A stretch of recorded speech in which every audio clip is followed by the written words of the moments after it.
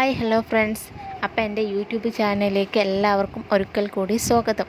ഇന്ന് നമ്മുടെ സാന്ത്വനം സീരിയലിൽ ലക്ഷ്മിയമ്മ മരിച്ചതിന് ശേഷം എന്തെല്ലാം നമ്മുടെ സാന്ത്വനം സീരിയലിൽ സംഭവിച്ചു എന്നുള്ളത് നമുക്ക് കണ്ടറിയാം.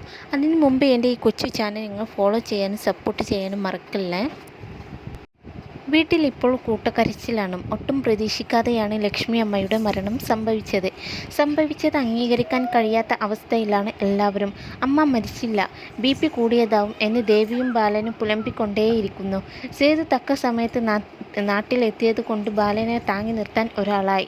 ദേവി സമനില തെറ്റിയ അവസ്ഥയിലാണ്. ഹരിക്കും ശിവനും കരച്ചിൽ നിയന്ത്രിക്കാനേ കഴിയുന്നില്ല.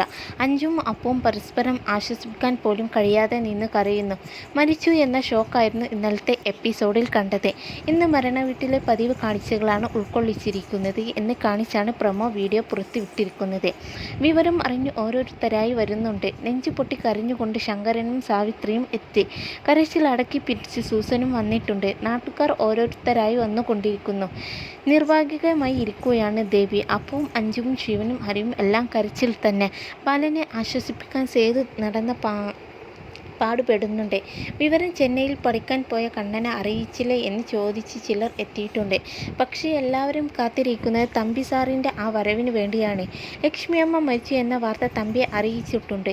കാറിൽ വന്നിറങ്ങുന്ന രംഗവും പൊളിയാണ്. അപ്പോഴുള്ള ബാക്ക്ഗ്രൗണ്ട് മ്യൂസിക്കാണ് കിടു.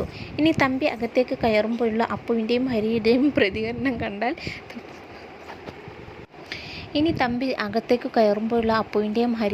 പ്രതികരണം കണ്ടാൽ തൃപ്തിയാകും എന്നാണ് കമൻറ്റിൽ ചിലർ പറയുന്നത്.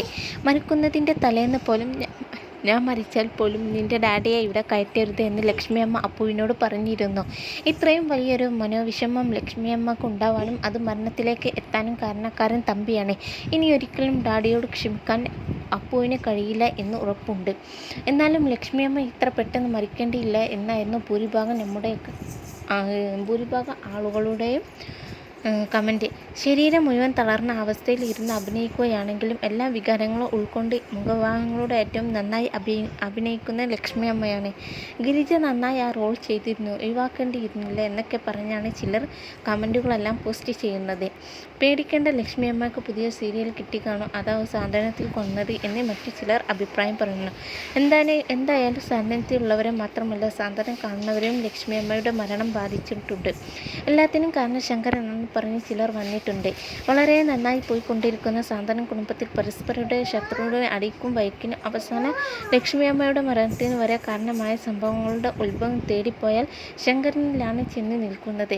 ശങ്കരൻ അഞ്ജുവിനെ ബിസിനസ് ഏൽപ്പിച്ചില്ലായിരുന്നുവെങ്കിൽ ഇതൊന്നും ഉണ്ടാവുമായിരുന്നില്ല. ശങ്കരൻ കാരണമാണ് ഇവരുടെ അച്ഛൻ മരിച്ചത്. ഇപ്പോൾ തമ്പി കാരണം അമ്മയും പോയി. തമ്പിയെ ഇനിയെങ്കിലും തിരിച്ചടിക്കണമെന്നാണ് നമ്മുടെയൊക്കെ ആവശ്യം. സോറി, கொஞ்சம் ലേറ്റ് ആയിடுச்சு. എൻ്റെ ഈ കൊച്ചു ചാനൽ മറക്കാതെ സപ്പോർട്ട് ചെയ്യണേ.